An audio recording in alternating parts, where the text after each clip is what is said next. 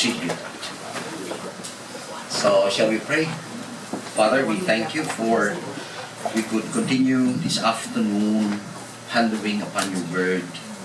You alone could give us the grace and the strength to understand them. That's why we're asking you, Father, through the Holy Spirit who enlightens, illumines us in everything that we need from your word. May you open our hearts and mind to receive them with joy, with gladness, with seriousness of thought in obeying and following every word that we'll hear today coming from the Bible. Lord, be gracious to your servant and to each and every one of us. Remove anything that would hinder us to appreciate the things that you want us to know. And may we have the joy also in glorifying and honoring your name as we listen to the word. Thank you, Lord, for answering our prayer. This we commit in us in the mighty name of the Lord and Savior Jesus Christ we pray. Amen.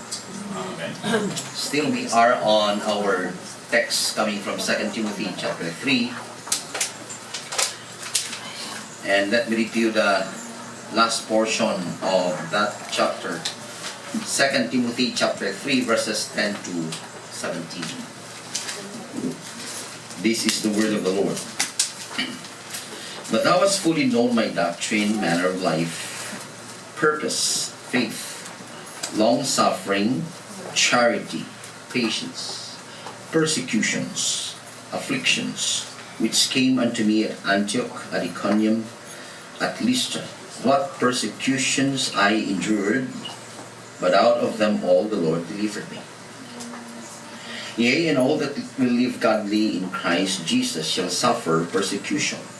But evil men and seducers shall wax worse and worse, deceiving and being deceived.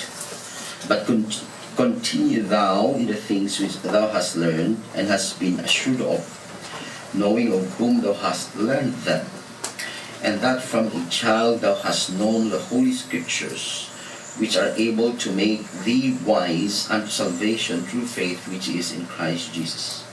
All scripture is given by inspiration of God, and is profitable for doctrine, for reproof, for correction, for instruction in righteousness, that the man of God may be perfect, thoroughly furnished unto all good works.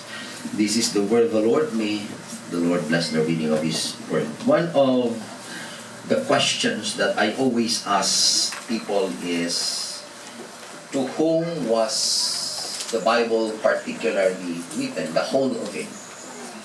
Is it for believers or unbelievers?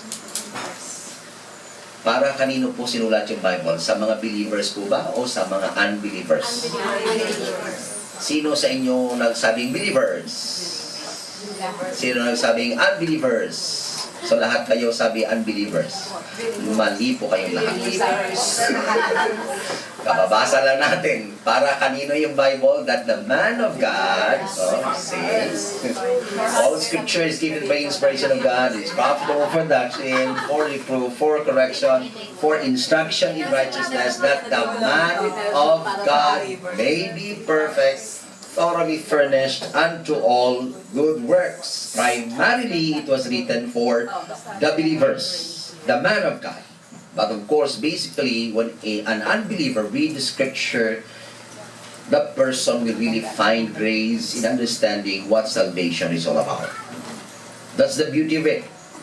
It is effectual for those who are reading it and understanding it, and eventually know that the only way to salvation is the Lord Jesus Christ. And the scripture really explains that. So, we're taking the challenge. This is the last message of the conference, taking the challenge of the challenging times. And we have discussed the first two. The very reason that we have to really take the challenge is because of the godless generation and the powerless religion that is prevailing now. We have religion, but it has no power because it is not of the Holy Spirit. So, let me quote what Mr. Marty Parks said. Binabasa ko kasi yung devotion dyan. Sabi ko, wala akong devotional book. So, tinitingnan ko yung mga libro ni Ate Lorna, and there is this devotion for worship. And unang-una pa lang na page, so unang-una pa lang na devotion, I was really impressed by the first statement. So sabi ko, ay magandang i-quote ito sa last message of the conference. And I quote what he said. If my life is going to count, if I'm going to make a difference in my world, then I'll walk with those who can build up my faith. I'll concentrate on the law of God, all His precepts. Unquote. Kung gusto kong gumawa ng isang bagay na kung saan maraming tao ang maapektuhan sa mabuting paraan, sasama ako sa mga tao makakaapekto rin sa akin sa isang mabuting paraan. At ako ay magpo-focus doon sa salita ng Panginoon, sa lahat ng sinasabi ng Panginoon. Indeed, totoo po yun. This principle is based on the truth that we become like the people we associate with. Kung sino yung mga kasama mo, malamang-lamang ganun ka rin. Kasi hindi mo naman sila sasamahan o magiging kasama kung meron kayong hindi pagkakaunawaan. Ibig sabihin, magkakasama kayo dahil masaya kayo, nagkakaunawaan kayo, at kung saan man kayo pumunta, naroon din yung isa. So we are the people who we associate with. If we follow the ungodly, we will become like the ungodly.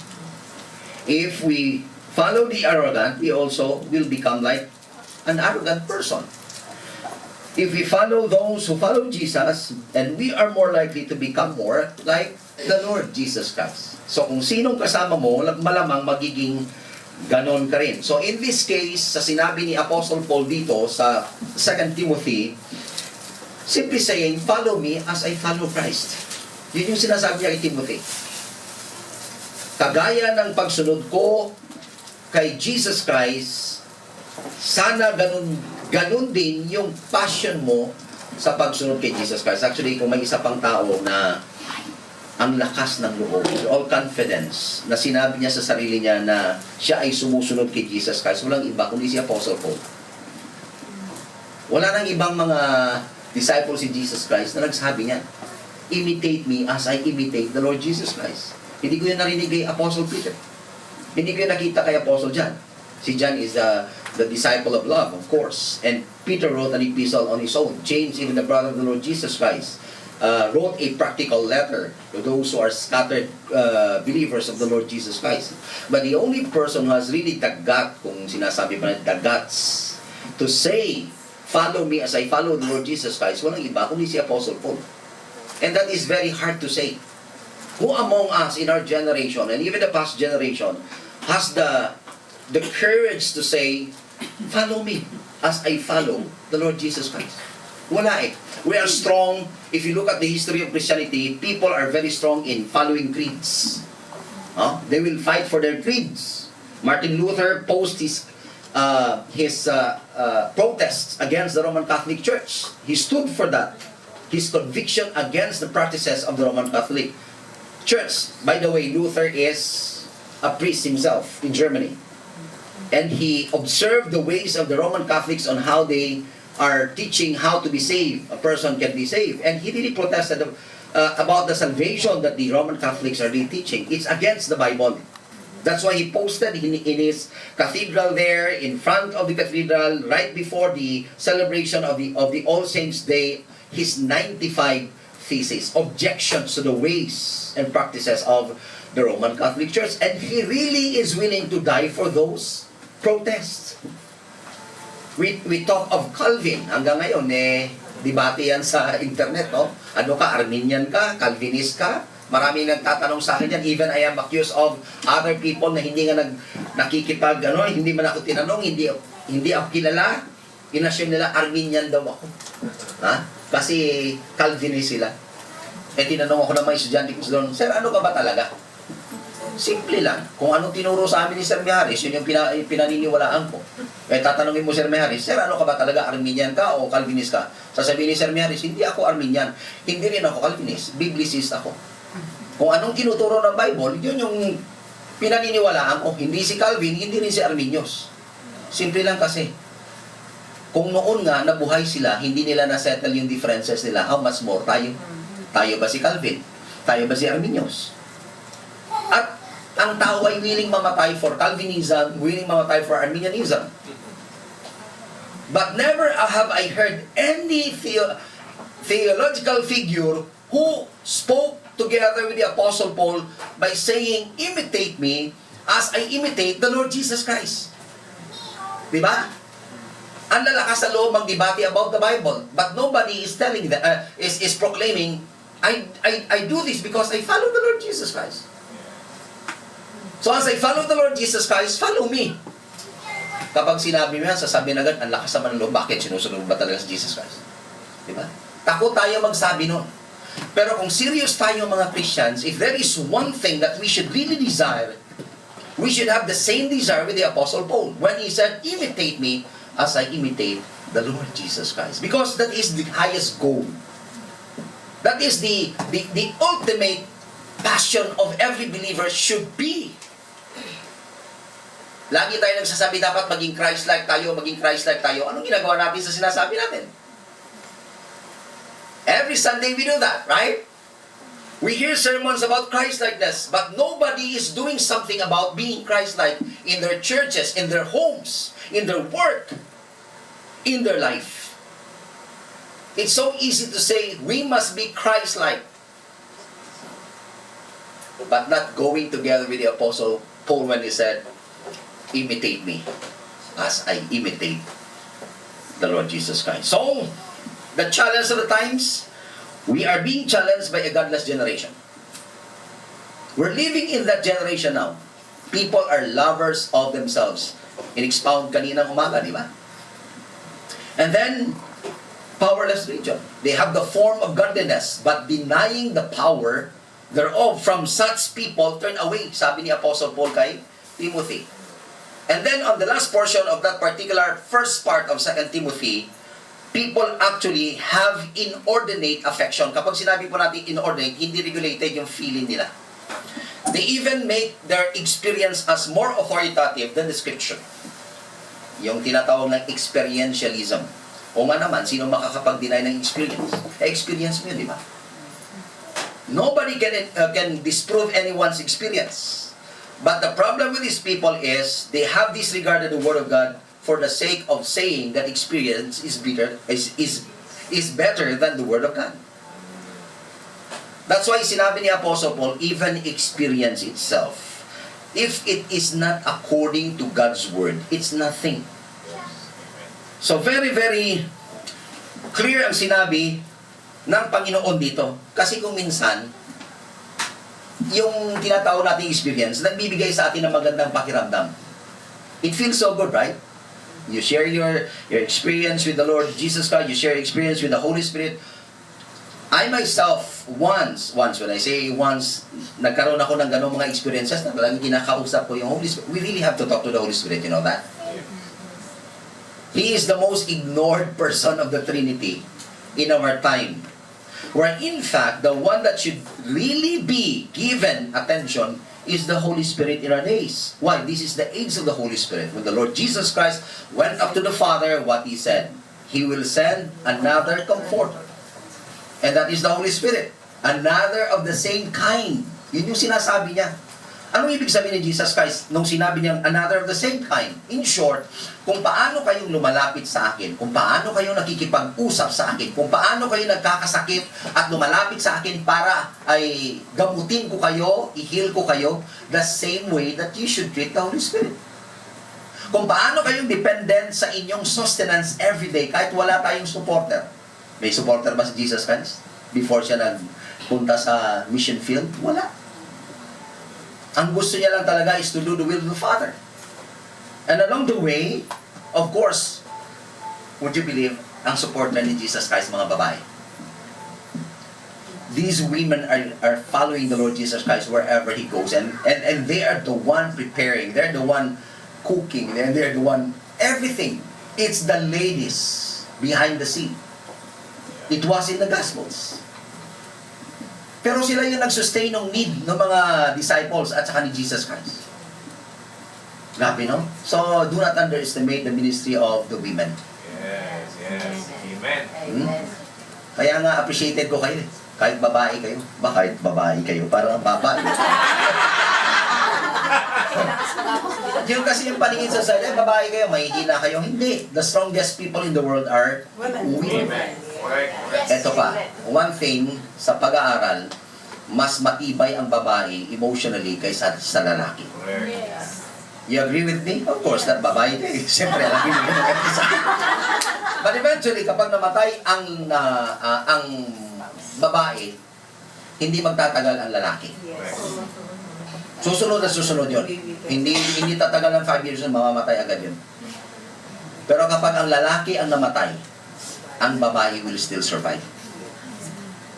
Totoo yun. Sinasabi natin ang babae weaker emotionally dahil umiiyak kapag talagang nagagalit na or expressive lang. Ang lalaki hindi expressive. They hide themselves. Parang bato pero actually they are crushed inside.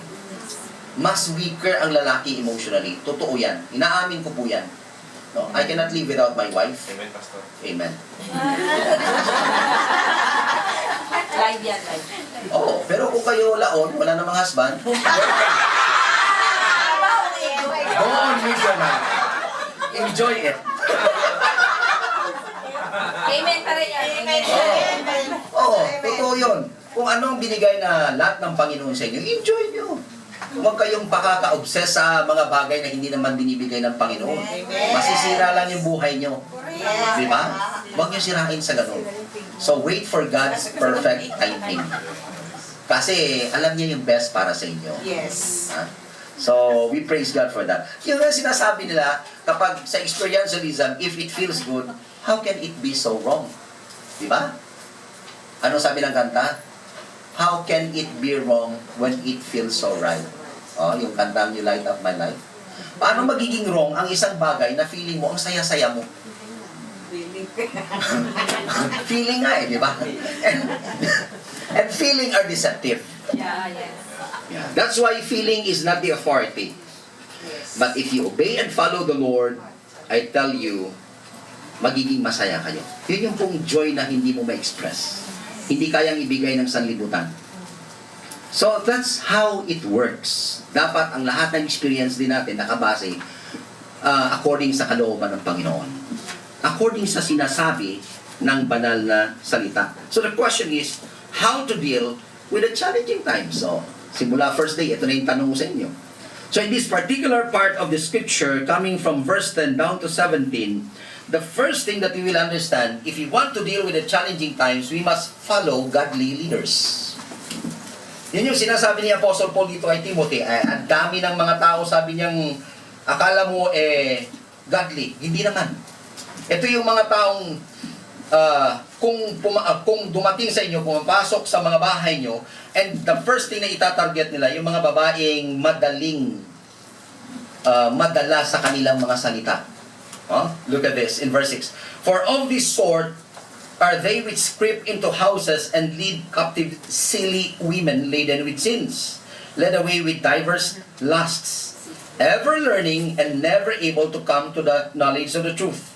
Now as Jannes and Jambres withstood Moses, so though these also resist the truth, men of corrupt minds reprobate concerning the faith, but they shall proceed no further, for their folly shall be manifest unto all men, as theirs also was. Anong sinasabi niya dito? May mga tao talaga na ang intention is manloko. Sasabihan kayo ng magagandang salita, pero eventually, hindi nyo alam, na budol-budol na pala kayo. Di ba? Ganun yung mga budol-budol, di ba?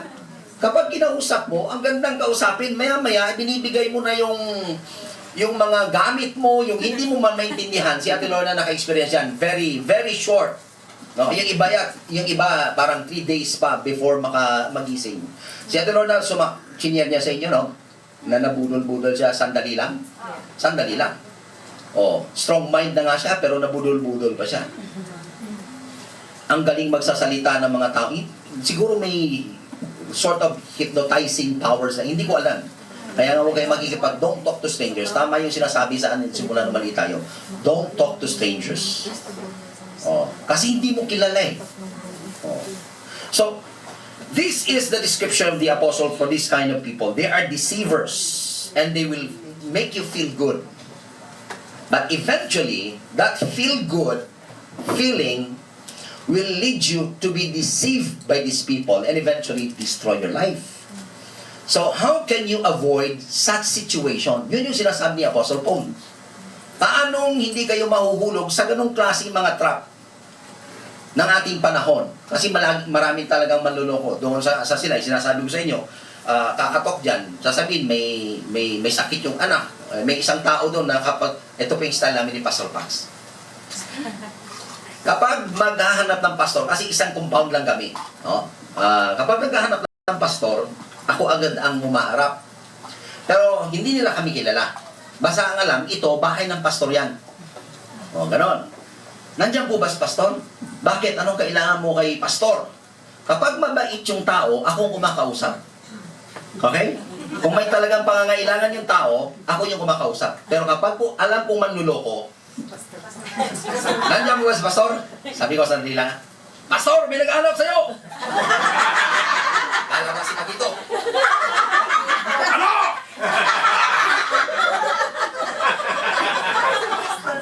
Oh, kasi may tao doon na punta sa amin. Last month, pumunta, for example, tapos sinasabi niya, yung anak niya namatay.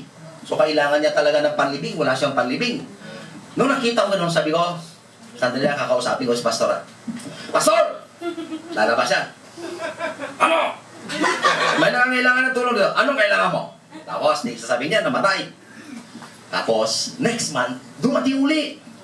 Nung nakita ko siya, sabi ko, manluloko na talaga to. So, pag una pa lang, sabi ko, sino kailangan? Si pastor. Eh, hindi nila alam na pastor ako. Yun nga sabi ko yung disadvantage sa akin. Hindi ako nakikilalang pastor. Mas nakikilalang pastor yung malaking tiyan. So, pagkasabi niya, nandyan si pastor, nakita ko na siya. Nakita ko na to. Sabi ko, hingi na naman ang tulong. Sabi ko, sandali lang, tatawagin mo si pastor, ha? Pastor! Lalabas pastor. Ano? Oh, ikaw na naman!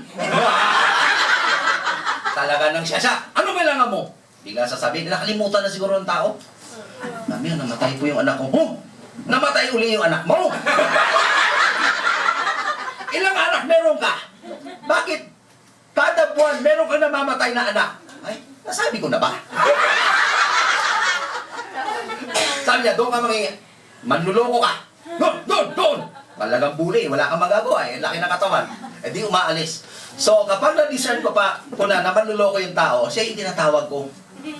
Pero kapag alam mo matino, kinakausap ko. Ganun yun. Yun yung advantage na magkasama kami. You see that? We have to be very, very discerning because we are not sure of our generation. We are not sure about people, their intention, their motive. Hindi natin alam yun. Kaya bilang mga Christian, dapat, kung noon okay lang, mababait pa yung mga tao noon eh. Diba? Mababait pa yung mga tao. Na kapag Baptist Church, alam nila yon, kapag Baptist Church, doon ka pumunta. Kasi may pastor doon na tutulong sa'yo. Eh, ina-abuse na rin kami sa sila na ganun. Pupunta kahit na Sunday, kahit na badyaw eh. Pupunta sa amin. Tapos yung badyaw, nung nakita niya, eh di unang punta ng badyaw, ganyan-ganyan siya. Ganun agad. Walang pasabi-sabi, hingi agad. Kita niya simbahan eh. Eh ngayon, biglang si Pakito naman yung kaharap niya. Sabi niya, Pakito, Don! Hindi dito. Eh, kinabo niya. Pagka next 2 weeks, bumalik. Pagkakita ng badyaw, eh nandun na naman si Pakito. Pasok agad siya, pasok agad si simbahan. Pagpasok niya, bilang gumanon. Sabi ni Pakito, oh, nanguros pa. Labas! Oh, marunong na yung badyaw. Ako, pag may badyaw na nangihingi sa akin, sabi ko, oh, sige, isang word lang na Tagalog, magsabi ka. Ng Ilonggo, magsabi ka. Hindi marunong. Hindi siya marunong magsalita ng Ilonggo. No? Bibigyan na sila ng papel sa inyo, papakita kung ano. Sabi ko, fake to eh. Sinulat mo lang to eh. No? So, they are very wise. They are very, very wise. No? Yung nililimos nila, pinapadala sa family niya doon sa Mindanao. May isang nag-limit 20,000 na huli sa Bacolod. Wow. Oh, limos lang yun, ha? They sent 20,000 out of begging. Anyways, what I'm saying, we must be careful in the flow of the times. Because people really intends to deceive. ang surprising is, sabi ni Apostle Paul, even in their time, that was 2,000 years ago, more than 2,000 years ago, people has already been deceiving people. So ano sabi niya kay Timothy? Be careful about these things. And to avoid such situation, the first thing that you must do is look for godly people. Godly leaders. People who will be helping you to grow as a disciple of the Lord Jesus Christ. Sabi niya sa verse 10, but thou hast fully known my doctrine, manner of life, purpose, faith, long-suffering, charity, patience, persecutions, afflictions, which came unto me at Antioch, at Iconium, at Lystra, what persecution I endured, but out of them all the Lord delivered me. Anong sinasabi ni Apostle pa kay Timothy? I am the one who helped you grow in the Lord Jesus Christ. But before I die, you should start looking for those godly people who will help you when I am gone. And the same with us. Mamatay man tayo o hindi, kung may isang desire po tayo na gusto natin mag-grow sa Panginoon, we must always look for people who will help us to grow in our faith with the Lord Jesus Christ. Yun yung sinasabi, kung hindi ka magiging mentee, maging mentor ka. Diba? Ano yung mentee? Yun ang papaturo. Ano yung mentor? Yun ang tuturo. I believe sa tagal na po nating Christian, isang bagay ay ini-expect sa atin, we must now be teachers. We have heard a lot of sermons. We have heard a lot of Bible studies, messages, and all these things. The question is, what are we doing with what we have heard? Kung mag-i-stack lang po yun sa atin, ang tatalino na natin, alam ninyo eventually, kapag wala tayong ginagawa sa nalalaman natin, magiging pharisaical po yung attitude natin. Magiging self-righteous tayo. Kasi ang dami nating alam. Alam niyo yung ginagawa ng self-righteous sa church? Nagbabantay ng mali ng iba. Kapag meron ng ganong kayong kasama dito, isa lang ang ibig sabihin. Marami na siyang alam, pero wala siyang ginagawa sa nalalaman niya. Kasi ang ginagawa niya, magbantay na lang. Oh, yun yung sign ng mga Pharisees eh. Binabantayan na lang si Jesus Christ kung anong maling gagawin ni Jesus Christ. Because they know a lot of things. They know the Torah, they know the Talmud, they know the oral traditions of the elders. But the problem with these people is, they just know. And they are not doing anything about what they have known. Nag-stuck na sa mga isip nila na instead, maging gracious sila, nagiging matigas na sila. At hindi na sila tolerant, hindi na sila gracious. When a person listens to the Word of God, the first thing that should happen to him is in the process of mercy and grace na lalabas sa kanya. Ibig sabihin yung taong yon na gracious at merciful, ina-apply niya yung naririnig niya. Pero kung ang tao ay puro na lang rules, hindi gracious, walang tolerance na sinatawag sa kamalian ng iba, bakit? Nanggaling din naman tayo sa ganung mga growing up years natin. Bakit? Nung naging Christian ba tayo, mature agad tayo? Hindi ba nag-learn din tayo? Magbasa, mag-pray, mag-Bible study, mag-take note ng sermons, mag-share ng gospel. And when we stop doing that, what will happen to us? We will be hardened. Yun yung sinasabi ni Apostle Paul. Don't stop growing in God by just learning things from the Scripture. But rather, as you learn from the Scripture, you apply the Scripture. But you can apply the Scripture if you have people who loves God the same as you love God. Yun yung hahanapin natin. Now, paano natin malalaman na ang tao ay mahal niya ang Panginoon? May mga sinabi dito si Apostle Paul, marks of the godly people we should follow. Number 1, they have nothing to hide. Ibig sabihin, transparent itong mga tao ito. Kasi sabi ni Apostle Paul dito kay Timothy sa verse 10, but thou hast fully known my doctrine, my manner of life. You know exactly who I am. Yung sinasabi niya, you know my way of life. Wala akong tinago sa'yo. Kasama kita sa mga mission trips ko. Nakita mo kung paano akong mamuhay. So kung may isang tao kayong dapat hanapin na makakatulong sa inyo na mag-grow sa Panginoon, yung mga taong transparent.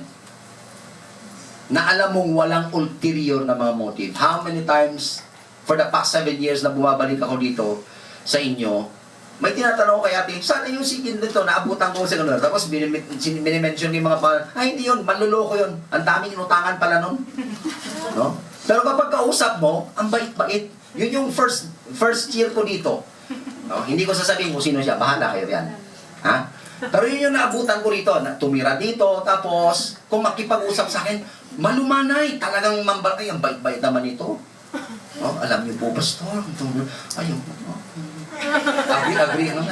Tapos, kamukat-mukat mo, pagbalik ko, ate, nasan yung singing ganito ngayon? Ay, manluloko yun. Akala mo, totoo yung sinasabi. Ang bait-bait magsalita. Yung pala, ang dami-daming inutangan dito yun. Yan. Sino maraming inutangan sa inyo dito na wala na? Yun na yun. Wala na, di ba? Hanapin nyo pa. So, paghanap kayo ng taong transparent, sabi ni Apostle Paul. At pangalawa, look for people who really teach the truth. Yung nagtuturo ng tama. You know my doctrine, sabi niya kay Timothy. You know my doctrine. You know what I am teaching. You have been with me. Kasama mo ako. Narinig mo lahat yung tinuturo ko. And look for people like this. That their teaching is from the Scripture. Hindi sa idea lang. Hindi sa sinabing ganito lang. Kaya nga sinasabi ko, yung nagdidebate, saan yung kinuha yan sa Scripture? Itong Calvinism at Arminianism? O, magkukot ng verse. Pag-quote ng verse, sabi ko, tingnan mo yung context. Kasi ang daming wrong context sa ginagamit nilang supporting verses. Talagang wrong. Kaya nga, kailangan meron tayong, one of my challenges this afternoon is this, you must know how to really properly interpret the Scripture. Hindi po basta-basta. May rule tayo, di ba? Sinimulan ko yun nung medyo wala lang tayong time talaga because it needs rigid way of studying the Scripture. Pero yung sinasabi natin is, maghanap tayo ng taong marunong magturo na hindi mali at based po siya sa Scripture. Contextual ang tawag dyan. Pangatlo na bagay, nahanapin nyo sa ganitong mga tao, they practice what they preach. Ano sabi ni Apostle Paul dito sa verse 10? Hindi lang na you know fully my teaching or my doctrine, not also na you know fully my manner of life, but you know my purpose. Alam mo yung reason ko bakit naging missionary ako. You know my reason why I preach the gospel of the Lord Jesus Christ. You know my reason why I am willing to die for the gospel of the Lord Jesus Christ. You know my faith. How I live by faith. Hindi ako nanghihingi ng support. Di ba? Si Apostle Paul, tent maker siya. May mga supporters siya, pero hindi siya nanghihingi na parang nagmamakaawa. O gagawin niyang promotional thing ang kanyang ministry para makasulisit siya ng mga support from other people. I live by faith. Yan yung sinasabi ni Apostle Paul. And then, you know my long suffering. Yung self-control na tinatawag. Sabi niya, you know also my love and my patience. You know me. I just don't teach, but I do what I say. Ito yung magagaling na mga taong samahan. Magiging masaya kayo kapag ganito yung kasama niyang tao. Masaya ang buhay ng isang tao na alam mo na yung taong yun, ginagawa niya kung ano sinasabi ng salita ng Panginoon. Hindi masaya ang buhay ng tao na isang tao ay ang galing-galing sa Bible, pero ang buhay ay talagang kontra naman sa sinasabi ng Bible. Mahirap na samahin ang taong yun. Mahirap. And then look for people who are not afraid to suffer for what is right. Sa verse 11, sabi niya, you know my persecutions. You know my afflictions. Sa NIV, sabi niya, you know my suffering and persecution. These people are willing to suffer for the ministry. They are willing to sacrifice for the ministry. So, sabi ni Apostle Paul, look for this kind of people. So the question is, are you giving your life away in following and fulfilling Jesus' last command? What is Jesus' last command? Make disciples. You see that? Make disciples of all nations. Bakit? Hindi naman tayo tinawag to serve in a committee.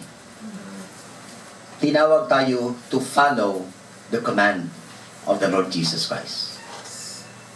And to do so, we must know kung sino yung mga kasama natin. So follow godly leaders. Second thing, continue in what you have learned. Nung tinitingnan ko po ito, sabi ko, kanino nga ba nag-learn si Timothy? Dahil sinabi niya rito sa verse 14.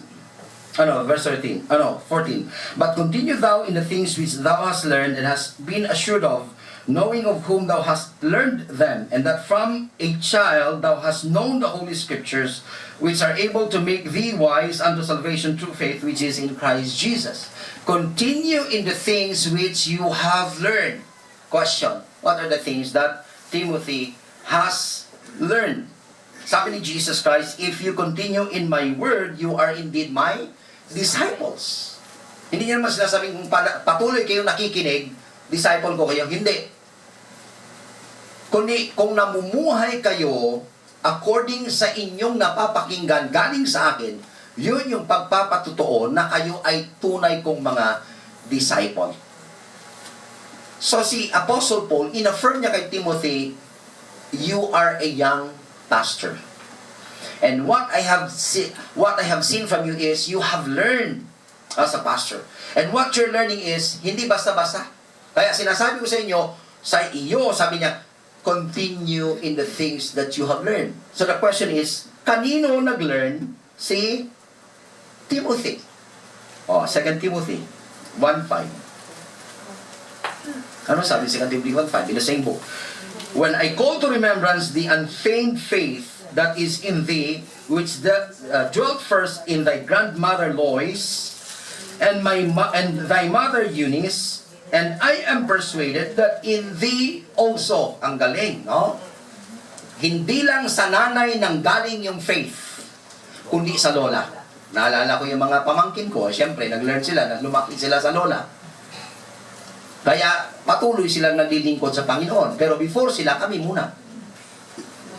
Kaya nga hindi ako nagsisisi sa ginawa ng nanay ko sa akin na pinipilit niya po ako magsimba kahit matulog ako. O yun sabi niya sa akin eh. Pasok ka ng simbahan. Bahalang matulog ka.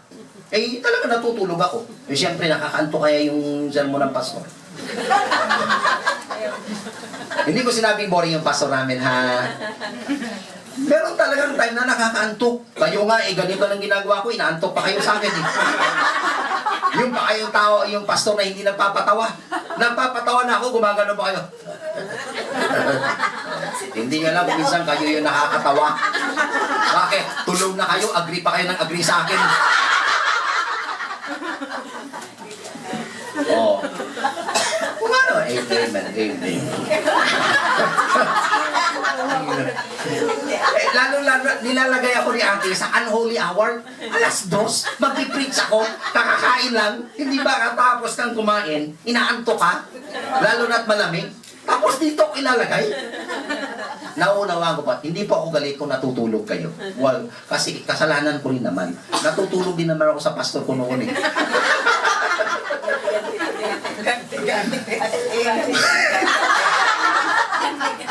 Wala akong magawa, ginawa ko eh. Pero yan yung sinabi ng nanay ko sa akin, bahalang matulog ka, basta magsimba ka. Oo, una nakikinig ka pa, syempre, ano ba naman ang bata? 15 minutes is enough. Eh, ang pastor mag-preach kung minsan 30 minutes, di ba? O 45 minutes. Oh, ngayon, mas malala ako, tag-1 oras ako nagpipreach. Sinong hindi aantokin? Mabuti nga, hindi kayo nakaupo sa bintana eh. Mahuhulog kayo sa... Ikamamatay niyo ba yung pakikinig sa akin? Di ba? Ang problema pa nito, hindi ako si Apostle Paul. Kapag namatay kayo, talagang mamamatay kayo.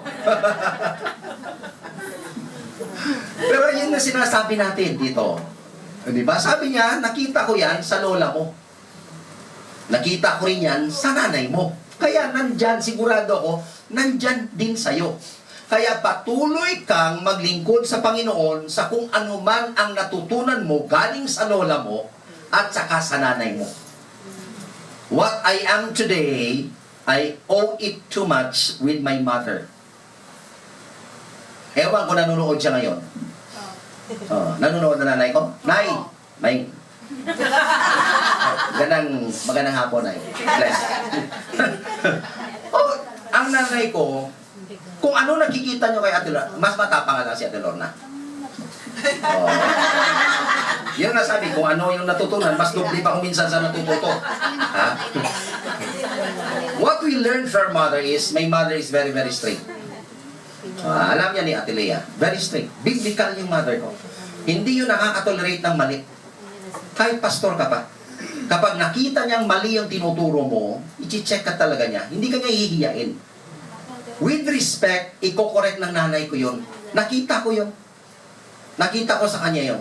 Nga, tingnan nyo, kahit sa Hong Kong ay nadala niya yung passion niya sa Panginoon. Sina? Kaya siguro naging worker din si Ate Lorna, naging worker din po ako, naging pastor ako. Because it inspires, the faith is so inspiring. My mother has never surrendered. He made the sacrifice, yet in those sacrifices, sino mag-aakala na he can still serve God at the same time? Kaya I have no right to complain in the ministry kapag ako'y naghihirap o may mga... So far, ang Panginoon ay faithful. May mga paghihirap kami, pero nakita ko na sobra pa rito yung dinaanan ng nanay ko eh. So ginagawa ko inspiration yung dinaanan ng nanay ko. So sabi ni Apostle Paul, continue in those things that you have learned from your mother and your grandmother. Knowing, sabi niya, see?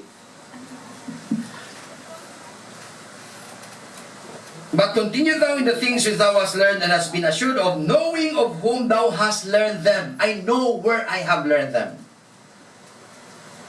I know. So yung buhay nung nanay ko, nagiging gabay kung paano ko ididil yung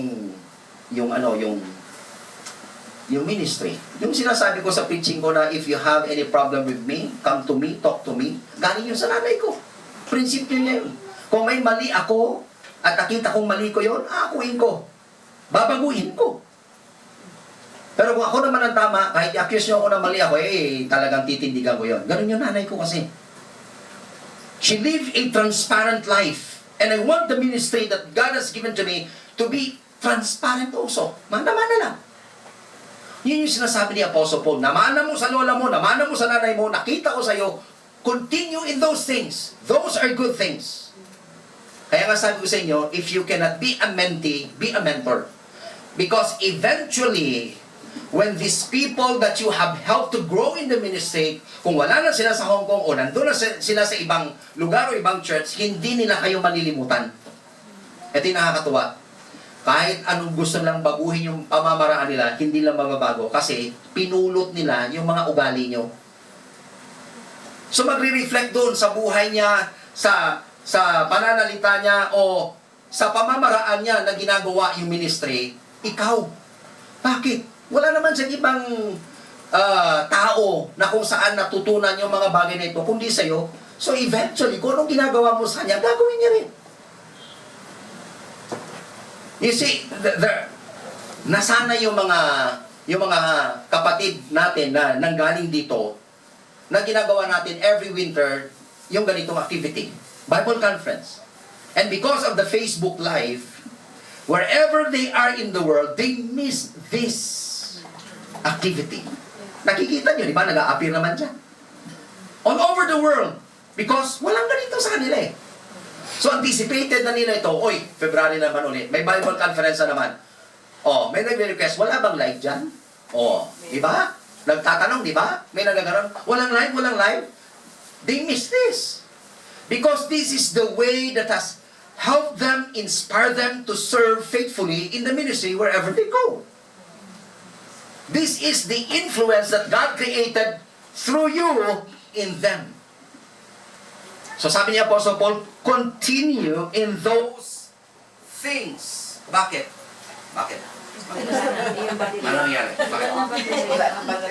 Wala nang battery? Makinig na lang kayo sa akin. Kasi kung inyong babasahin yung Timothy, 1 Timothy, 2 Timothy, yan yung page up dyan. Natanggal. Kung babasahin yung 1 Timothy at saka yung 2 Timothy, merong mga warning si Apostle Paul dito. For example, sa 1 Timothy 1:6, sabi niya, some have wandered away. In short, some have strayed. May mga naligaw. Tapos sa 1 Timothy 1:19, some have rejected and so have shipwrecked. Imagine that. Ano bang itsura ng isang Christian na shipwreck? Parang barko na hindi nakarating sa kanyang paroroonan. Na shipwreck nga eh. So sabi niya, may mga taong nangyari sa kanila ito dahil hindi sila nagpatuloy sa mga bagay na natutunan nila sa mga nauna sa kanila. Kaya hindi ako magwa-wonder. Kung minsan nagtatanong, sana si ganito, sana si ganito. Tapos sabi natin, wala na yan, hindi na nagsisimba. Eto, lulubog nilitaw sa ilalim ng tulay. O, mga ganon, na mga Christian. May ganon eh, di ba? Meron talagang nag-backslide. Meron namang nasa ilalim ng tulay. Hindi mo alam kailan lilitaw. Baka nasa unbaged na, hindi natin alam. Oh, pero may mga Christian, kayo, nakita ko yung patuloy pa rin kayo sa Panginoon. Kasi nga, sabi ni Apostle Paul, even in their time, there are people who really are faithful before, yet eventually, for some reason, we don't know what reason those are, have shipwrecked from the faith. And even eventually, sa 2 Timothy 1:5, turned away and deserted the ministry. And one of them is Demas in chapter 4, verse 10 of 2 Timothy. Because Demas loved the world. Yun, yung reason doon. Because Demas loved the world, he departed from the ministry. So hindi po kayo magtataka, bakit faithful ito noong unang panahon? Bakit ngayon ganito na yung buhay niya? Simple lang. For the very reason that that person loved the world more than the Lord. Ganun lang yun eh. Kung mahal mo ang Panginoon, patuloy ka sa Panginoon. At ang counterpart nun, kung hindi mo mahal ang Panginoon, mamahalin mo yung sanlibutan na to. Yun lang yung mangyayari sa'yo. So they are not here now and not serving in any other area because they love the world more than the world. Saan nagsimula yun? Sa selfie. Right? Oh, ano yung unang verse na sinabi dito? For men shall be lovers of their own selves. Oh, saan simula yung problema? Selfie. Oh. Oh, bawas-bawasan niyo yung selfie niyo. Magiging problema niyo ilang araw. Pero totoo, di ba? May mga nagsa-selfie na mamatay. Nahuhulog. Oh, nahuhulog sa bangin. Many times I've heard that selfie ng selfie. Hindi niya alam, mahuhulog na pala siya. Kinamatay niya yung selfie niya. Oh, nakakamatay yung selfie. Mag-iingat kayo. Oh. So, follow godly leaders and continue in what you have learned. In short, sabi ni Apostle Paul, sa last portion ng 14, knowing of whom thou hast learned them. Sabi niya, have personal knowledge of your teachers. Kailangan kilalanin niyo yung mga nagtuturo sa inyo. Kung minsan, nakikinig lang tayo, hindi mo na natin tatanong, tama ba yung sinasabi nito? Alam niyo po doon sa Acts, may mga group of believers na kinoment ni Apostle Paul. Ni Luke brother. Bakit sila kinumet? Kasi yung sumulat ng Acts, Luke eh. Kasi, before sila naniwala sa sinasabi ni Apostle Paul, tumingin muna sila sa Scripture. Kaya sa seminar namin, sa Purpose and Passion, yun po yung biblical interpretation. Yung number one rule ng teacher namin, lagi niya sinasabi sa akin, number one rule is this: be like the Bereans. Kasi yung gumawa noon, na hindi agad naniwala kay Apostle Paul, kundi kinonfirm mo na lang sa Scripture, they are the Bereans, the people of Berea. So ano sinasabi sa amin? Don't believe everything that I say, even though I am your teacher. Confirm it from the Scripture if what I am teaching you is really biblical. And if you have found it to be biblical, then believe what I say. At kung ayaw yung maniwala sa sinasabi ko, at you have any other argument, you can come to me and present that to me. And we will discuss. And I did that. May isa akong teaching na ayaw talaga sa ginagawa niya. Hindi ko sabihin sa inyo, ano yun? Hindi ko siya in-argue. Pinakita ko lang sa kanya, sir, tingnan mo po ito. Wala siyang sinabi. Binasa niya yung binigay ko sa kanya. Pagka next namin na seminar, hindi niya na binabanggit yun. Kasi lahat ng seminar niya, inatenan ko yan, ilang ulit yun inatenan niya. Tapos lang niya sinasabi, in-argue na, sabi niya hindi biblical yung ganito, no? Kaya ito sa Bible, ganito na. Binigyan ko siya ng argument na biblical. Sir, basahin mo. So after a month, pagbalik niya, nag-discuss siya sa amin, hindi niya tinuturo. Ayaw niya mga aminin, ibig sabihin, tama ako. Sabi niya kasi, be like the Berea. So I just did it. That's the rule. If you have a better argument coming from the scripture, my teacher will listen. The same thing with me. If you have a better argument sa pinipresent ko that is coming from the scripture, I will believe you. I will chase it. But you really have to prove that that is the teaching of the Bible and not your own idea. Kaya sabi ni Apostle Paul, know your teachers. Don't believe everything that they say. Confirm it from the scripture if they are biblical teachers. Itong ibang tao, makinig-kinig lang, ay, ang ganda-ganda na argument nito, ay, magkakalvinis na ako. Hindi ba lang kinonfirm kung totoo yung sinasabi? Tapos biglang Arminians naman, ay, ang ganda-ganda, Arminian na ako. Sana nga ba talaga? Bakit may nag-change ng view? For the very reason that you don't know what the scripture says. Kaya ka nag-change eh. So hindi kayo dapat nagpapadala sa ganda ng presentation. Sa ganda ng argument. Tanungin nyo palagi, nasa Bible ba yung sinasabi nito? Oo. At kung sasabihin nasa Bible, contextual ba? When I say contextual, yun ba yung talaga sinasabi ng context nun? Kasi magiging pretext po yun. Kapag kumukuha lang tayo ng verses for the sake of supporting our argument na wala naman sa context, ang tawag po nun pretext. Tama kayo palagi doon. Tama kayo palagi. Ganun yung ginagawa ni Eli Soriano eh. Tanong nyo, Biblia sasagot. Kaya lang, pag tinanong mo naman siya sa isang bagay na mali, kukontrahin niya yung unang sinabi niya. Kasi nga pretext yung ginagawa. Pumupulot lang ng verse na magsusupport sa isang argument. Hindi niya alam, eventually, kaya doon siya nahuli ng Iglesia ni Cristo. Ini-enumerate yung contradiction siya. Kasi nga, pretext. Talagang, actually, kung magtatanong po kayo, you can find anything from the Bible. It will be answered. But the problem with that, it will always be pretext. Pag sinabing pretext, wala sa context yung sinasabi mo, but it supports the argument.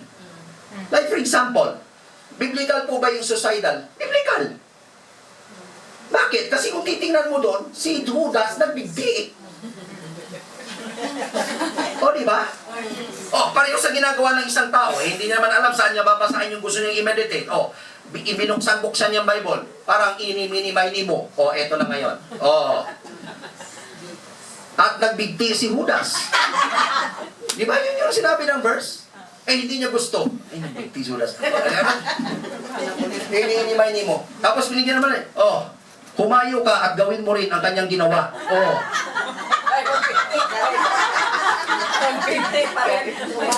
Kita mo? Go and do likewise. Kasi nga pretext. So actually, any question that you have in this world can be answered by the Bible. But the next question is it really in the context? You get that? Kaya itong argument ng mga Iglesia ni Cristo, talagang i-mention kayo mga wrong. It's wrong. I'm not afraid of you. Kasi Bible naman eh.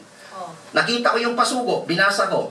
Kapag hindi ka pumasok sa Iglesia ni Cristo, hindi ka maliligtas. Tama ba yun? Mali yun. Kasi yung argument nila, John 10, parang tupa na pumasok sa kawan. Sabi niya, kung ano ang pumasok sa kawan, yun lang ang maliligtas. Tama yun. Tama yun. Pero ang question, paano sila nakapasok? Paano sila nakapasok sa kawan? Sasabihin nila, pumasok sa Iglesia ni Cristo. Yung may sinasabi ng John 10, hindi. Ang sabi sa John 10, ako ang pintuan. Sino yung pintuan na yun? Si Jesus Christ. So, sino papasukan mo? Si Jesus Christ. Hindi ang Iglesia ni Cristo. So, kung may Iglesia ni Cristo nakikinig dito at narinig mo itong message na to, mali yung turo ng Iglesia ni Cristo. Yes. It's not by being a member of a religion that you will be saved. It's through Christ still. Kung talagang nag-iisip sila, paano kayo nakapasok dyan? Paano kayong naging iglesia ni Kristo? Kasi sabi, ang pinto, si Kristo. Hindi naman ang iglesia ni Kristo yung secret ng kaligtasan. Si Kristo. O ano? If you have any other good argument, come to me and present it to me through the scriptures. We can have all day discussing it, that only Jesus Christ can save us. Yun yung sinasabi ko, mga kapatid, na ang totoong ligtas, yung may relationship sa Panginoon. Hindi yung may relihiyon. Kasi kung sabihin mo relihiyon, lahat ng relihiyon nagsasabing tama sila eh. Yes. Oh, ang dami-dami relihiyon. O ngayon, sino ba talaga ang tamang relihiyon? Sasabihin, yung relihiyong nasa Biblia ang pangalan, pinulot-pulot nyo lang yun. Oh, babalik na naman tayo ni Jesus Christ. Kung anong relihiyon ni Jesus Christ, huwag na. Baptist. Bakit? Sino bang nag-baptize kay Jesus Christ? Si John the Baptist. Kung sino nag-baptize sa'yo, yun yung relihiyon mo. Yun ang hindi nila alam na secret. Palagi ko, argument ng mga Bible, bap yun eh. Ay, nako. So, continue thou. How? Know your teachers. Are they really teaching and preaching from the perspective of the Bible? At hindi pang sarili lang. Hindi out of context. Ay. And then the second thing that you'll understand about this is start learning as early as possible. Kasi sabi niya Apostle, from infancy. Yun yung ginamit sa NIV. Oh.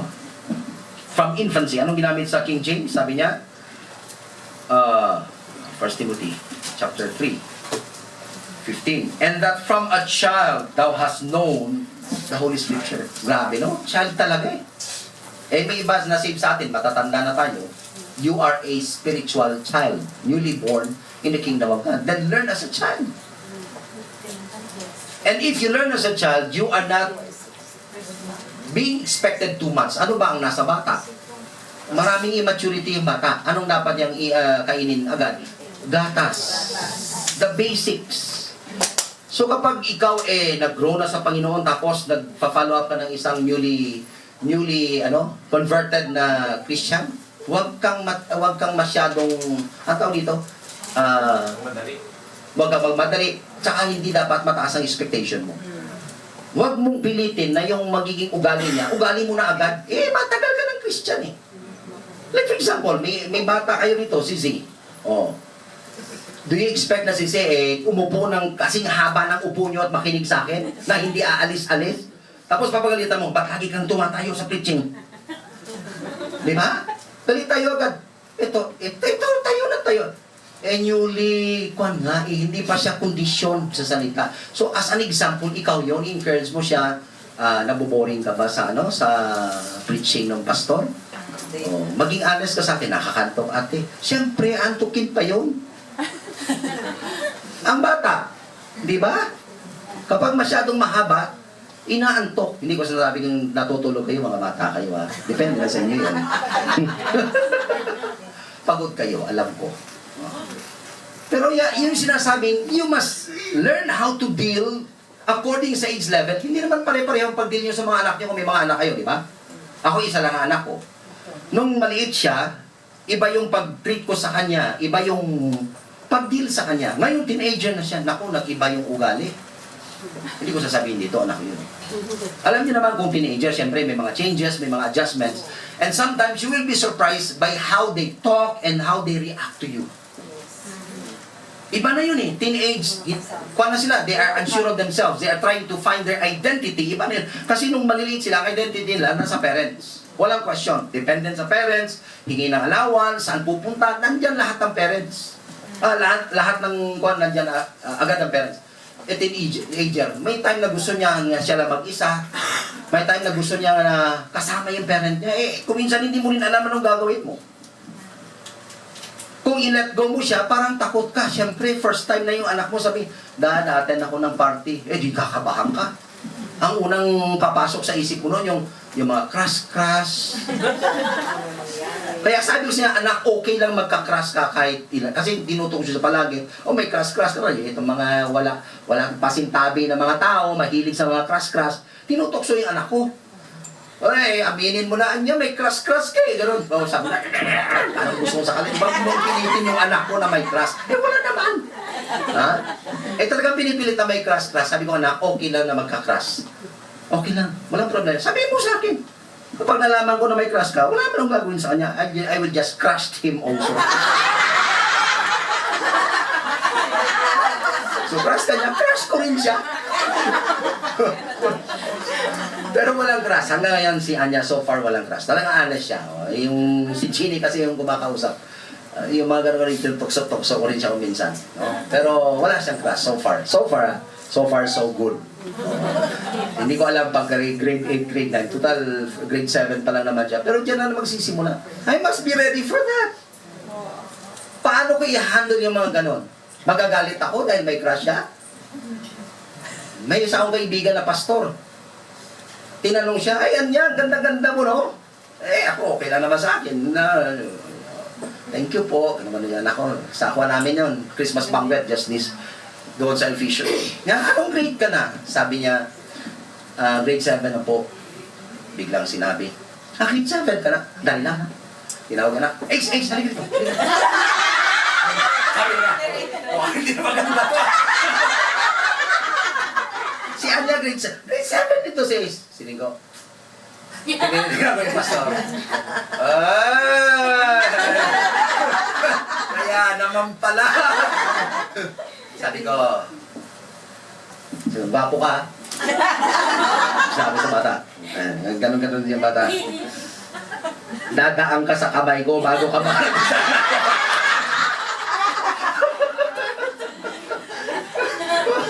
Maganda naman talaga si Anya. Oo. Kahit yung teacher niya sinasabi, pastor, ang ganda-ganda ng anak mo. Thank you. Parang ako sinabihan, no? And I have to know how to deal with these changes. Magagalit ako. So I find my way to laugh it off. At ipakita sa anak ko na hindi ako galit sa mga changes sa buhay niya. I must adjust to that changes. Kasi pag hindi ko yun i-adjust, hindi na yan magsishare sa akin. Ay, mas hindi ko malalaman kung may crush siya o hindi, di ba? Oo. Mabuti nang mabait si Daddy. Pero sa likod, may kilala akong pastor nag-preach sa amin, sabi niya, first time ko narinig yung anak ko, 13 years old. Daddy, si Konya din yung crush ko. Sabi niya sa nakakabay sa anak niya sa kotse. Yun yung crush ko. Sabi niya bigla, nung nalaman crush, sabi niya, crush mo yun? Sabi niya rin kami, parang, okay lang anak, magka-crush. After 2 weeks, bumalik daw sa kotse, umiyak. Anak, anong nangyari sa'yo? Anong nangyari sa'yo? Hindi ko na siya crush. Bakit? May crush siyang iba. Sabi na agad nung ba, lungkot na lungkot din ako, anak. Sabi niya, lungkot na lungkot ako, anak. Tuwa-tuwa yung tatay. Actually, I felt that. Walang crush si Anya, pero may nagkaka-crush. Lalo na kapag ang lalaki talagang sobrang agresibo. Yung mismong lalapitan ako. May lalapitan ako. Basta. Sabi ko, grade 4. Grade 4 ba si Anya? Grade 4. Sabi niya, crush ko si Anya. Sabi ko, crush ko si Anya. Sasakalin kita. Mataming anak ko. Kung minsan nasa shock, Ay, nako. Grade 4. Na-shock ako Anyways, the same with our faith. How we tolerate the growth of others. We are there to help them grow in the Lord Jesus Christ. That's why it's important to know your mentor or your mentee. You know it. Establish a relationship. Ay, pangatlo. Nakakapagod yung tumatawa, no? And the last na to. Let the Word of God make you complete. That's the basic. That's the foundation. All Scripture is given by inspiration of God and is profitable for doctrine, for reproof, for correction, for instruction in righteousness, that the man of God may be perfect, thoroughly furnished unto all good works. Very simple. God's Word must have a supreme authority over you. In everything that you do. Alam niyo po kung bakit? Kasi napaka-useful ng Scripture. Kaya nga sinabing, all Scripture is profitable. Ang isang word na ginagamit doon is useful, beneficial. And sometimes, and even most of the times, we miss the benefits of the Scripture because we don't give importance in reading, knowing, understanding, and studying the Word of God. The Bible is so rich. When I say so rich, ang daming blessing. And many people miss the blessing because they don't read the Scripture. So sabi ni Apostle Paul, it is profitable for what? For doctrine, for teaching. Oh, yun yung common na sinasabi ngayon, it will tell you what is right. Kung hindi mo alam ang direksyon ng buhay mo, eto, magbibigay direksyon sa iyo to. Kung hindi mo naunawaan ano nangyayari sa iyo, eto, magpapaunawa sa iyo. Kababasa ko nga lang ng Proverbs 30. Yeah, 30. I think I have quoted that in here. I just pass it. Ang ganda nito. Sabi niya sa Proverbs, gusto ko lang basahin sa inyo ang isang beauty when you are reading. Sabi ko nga sa inyo Proverbs, ito yung librong talagang diniindiin ng nanay ko sa akin. Abraham, magbasa ka ng Bible. Ang kapal-kapal ng Bible. Sabi niya, kung hindi mo maubos yung Bible, basahin mo yung Proverbs. O, kaya yun. In 12 months a year, every day, in the corresponding date, kung anong number ng proverb, yun yung number ng date, yun yung binabasa ko. Yan tipid. Diba? I have not forced to read the whole Bible. I just have to read the book of Proverbs for the 31 days of the month. Tapos sabi niya, hindi naman kita nire-require na basahin mo araw. Kung na-miss mo, just read the date kung saan mo naman naalala. Let's say, binasa ko yung Proverbs 1 kasi, let's say February 1, for the next 7 days in my life, hindi ko nabasa. Bigla ko nalala, ay, magbabasa ka lang ako ng Proverbs. Ano bang date yan? February 8. O, di sa Proverbs 8 ko bubuksan. Di ba? Yun ang sabi niya eh. Yun yung una kong attitude sa Bible. And eventually, it developed. Nung una, out of obligation, sinusunod ko yung nanay ko para hindi niya na ako pagalitan. Kasi may maingay kapag palagi kang pinapagalitan. Balik-balik Magbasa ka ng Bible. Magbasa ka ng Bible. Hindi kayo maririndi nun. Kung araw-araw sinasabi na nanay, kasi nakikita ng nanay ko walang direksyon yung buhay ko. Matigas ang ulo ko. Walang pagbabago. Araw-araw nakikita niyo, wala niya sinasabing, hindi niya naman sinasabing, magbago ka na, magbago ka. Hindi, magbasa ka ng Bible. Sabi ko, para huminto na yung nanay ko, babasahin ko. Pag napakita ko, nagbabasa ako ng Bible. Di huminto. Ganun lang yung solusyon doon. Yun nga sinasabi ko sa mga young people sa church. Sabi ko, kung ano yung ayaw ng parents nyo, gawin nyo. Yung ibig ko sabihin nyo, kung anong pinapagalitan sa inyo, gawin nyo yun. For example, maghugas kayo ng pinggan. Para hindi na siya magsabi maghugas ng pinggan, at yun yung reason na gagalit, hugasan nyo agad ng pinggan. Para pagdating niya, hindi na siya magsasabi, bakit hinugasan ng pinggan? Wala na siya sasabihin Di ba? So, kung gusto yung tumahimik ang buhay nyo, kung anong pinapagalitan sa inyo, gawin nyo agad. Para pagdating, bago siya magalit, okay, nahugasan ng pinggan. Paano pang magagalit? Ganon yun. Para hindi magalit yung nanay ko, binasa ko talaga ang Proverbs. So, Proverbs 30, verse 4. Ito ba yun? Ito yun. Verse 5. Every word of God is pure. He is a shield unto them that put their trust in Him. Ang ganda. Diba? You see that? Tama ba? Basahin nyo. Naghahanap pa kayo Proverbs 30 verse 5. All together. Basahin nyo ulit. All together. Proverbs 30 verse 5. Go. Every word of God is pure. He is a shield unto them that put their trust in Him. Ang ganda. Ganda. Tapos nagtataka ba't hindi ako yumayaman ang tagal-tagal ko na dito sa Hong Kong? May sagot ang Panginoon. Masahin nyo, ito. Baka hindi nyo alam, may sagot yan. 7. Same chapter. Two things have I required of thee. Deny me them not before I die. Remove far from me vanity and lies. Give me neither poverty nor riches. Feed me with food convenient for me. Lest I be full and deny thee and say, Who is the Lord? Or lest I be poor and steal and take the name of my Panginoon. Pinabayaan ba tayo ng Panginoon? Hindi. The Word of God will preserve you. Yun yung sinasabi niya. His promises are true. He will fulfill that. So the Word of God is really useful for teaching us what is right. And then for reproof, what is not right. Kaya nga may reproof eh. Kasi may mga mali-mali din tayo. Kaya pag tinamaan kayo, sa Facebook ito nakita, kapag ang pastor ay nag-preach, nakita niyo ito? At tinamaan kayo dahil biblical, huwag kayong magagalit. Yun yung sinabi nun. Basta galing lang sa Bible.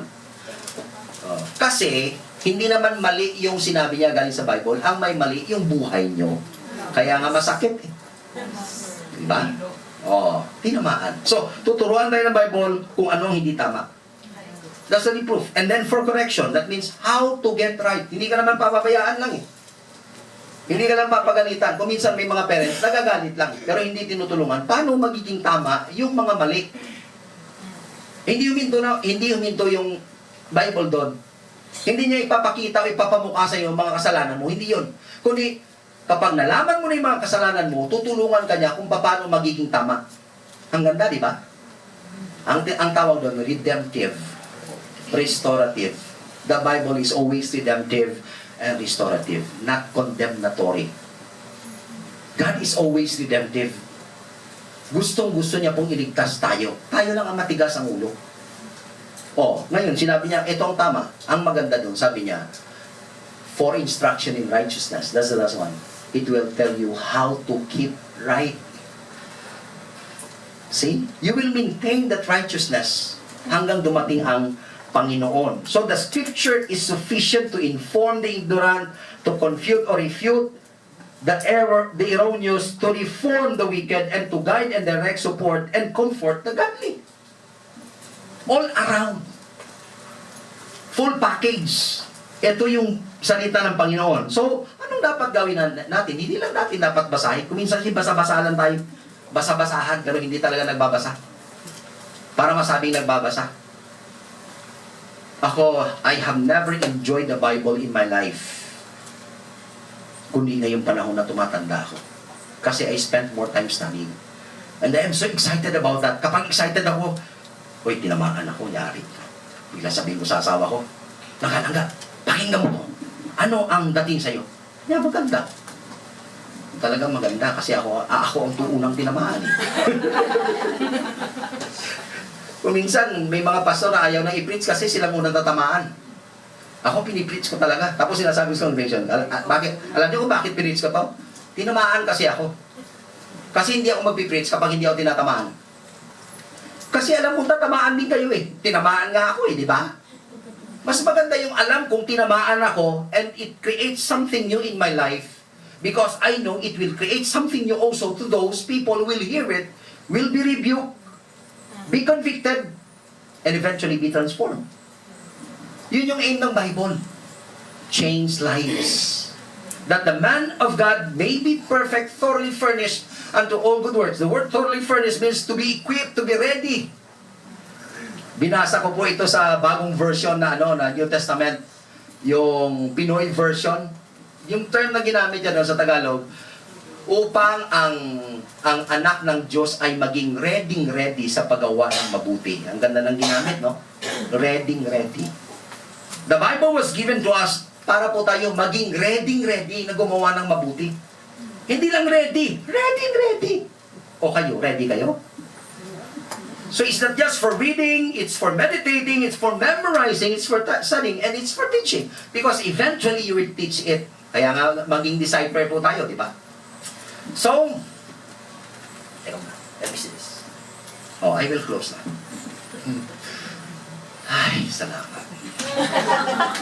Si Ayn Rand, who is a novelist, stunned the audience of Yale University sa kanyang tinatawag na power talk. So in-interview siya after his talk. Sabi ng reporter, what's wrong with the modern world? What's wrong with the world today? Sinagot sila ni Ayn Rand, never before has the world been so desperately asking for answers to crucial questions, and never been the world is so frantically committed to the idea that no answer are possible. Gusto niyo maging simple yung sinabi niya? Ganito lang yun. Father, forgive us, for we know not what we are doing, and please don't tell us. You get that? Father, forgive us, for we don't know what we are doing, and please don't tell us. Alam mo may pagkakamali ka. This world knows that. Pero ayaw din nilang malaman kung saan sila nagkamali. Kaya walang redemption. Get that? But the Word of God, when you read this, you will understand that God wants to save you. And at the same time, He wants you to grow to be like Him.